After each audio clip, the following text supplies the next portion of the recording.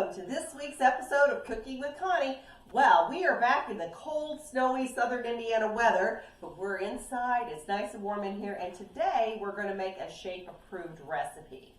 So I had somebody from the Shape, that's doing the Shape program, reach out to me because she wanted a wrap. She wanted to know if I had any recipes for it. And her husband had tried something, but it just wasn't quite what she wanted. So I said, you know what, let me work on it. And so I've come up with a wrap. I think it's turned out pretty good. And that's what we're going to do today. This will be a Shape-approved wrap, and our fillings are going to be Shape-approved also. But we're going to use some other ideas on what you can do with this wrap.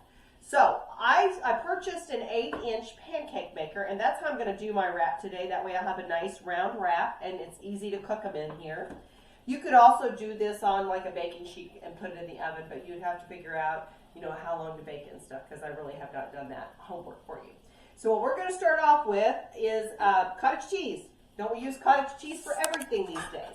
So this recipe we're going to be using, what I'm doing is going to make four of the wraps. These should keep well in the refrigerator, and I would guess you could probably freeze them too. I'm going to put this in my NutriBullet because we're going to liquefy everything in there. And when we made the cottage cheese chips, we really liked the flavor of that. That's what gave me the idea to use that for this wrap. And then I'm going to add a few other ingredients to kind of make it hold together a little bit better for us. But the cottage cheese is going to give it a really nice flavor. Okay, so 2 cups of cottage cheese. Then we're going to use 2 eggs.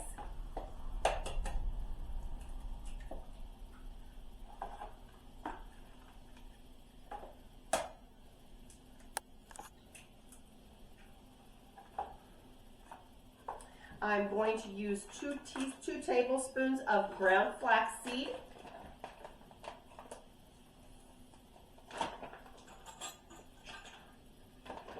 And this is just kind of something that gives the wrap just a little bit extra body to it.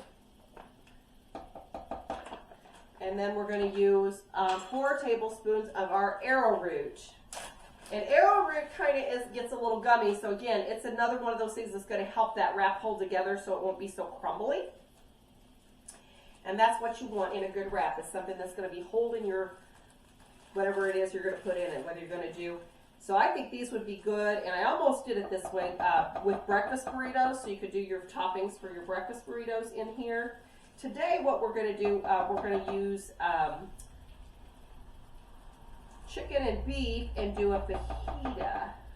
So I'm going to do 4 tablespoons of the arrowroot. And then just to kind of make a little bit of a lighter thing, I'm going to use a teaspoon of our baking powder.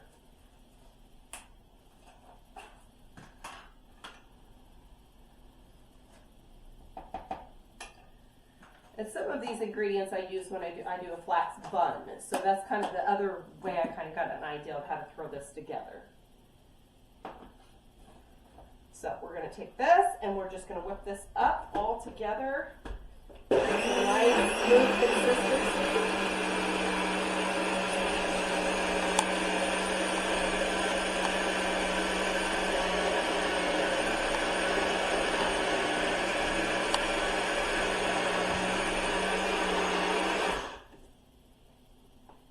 Kind of shake it up so we can get everything down there to where it will get blended good.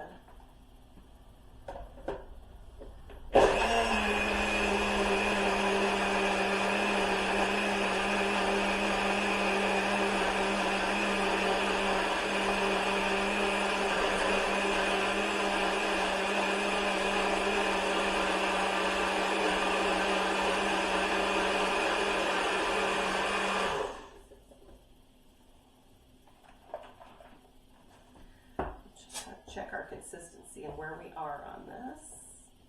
So yeah, I think we're good. It's a nice, I would consider it almost like a cake batter consistency. So you don't have like chunks of cottage cheese, everything is creamed together there. I'm gonna kind of do a little stir, and I got a little flax on the side of that. All right, so what I'm gonna do, I am going to use a 1/2 cup each time in this. So I'm not gonna fill the whole thing up because I don't want anything that's big. I want a flatter thing. So we're going to put a 1/2 cup of the mixture into our pancake thing. I'm going to spray it a little bit with some coconut oil.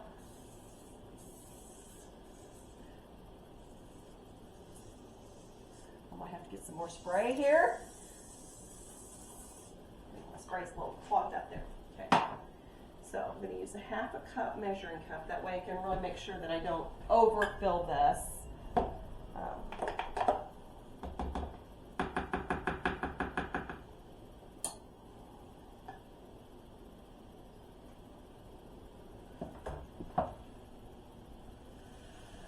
See, it's nice and hot, which that's what you want.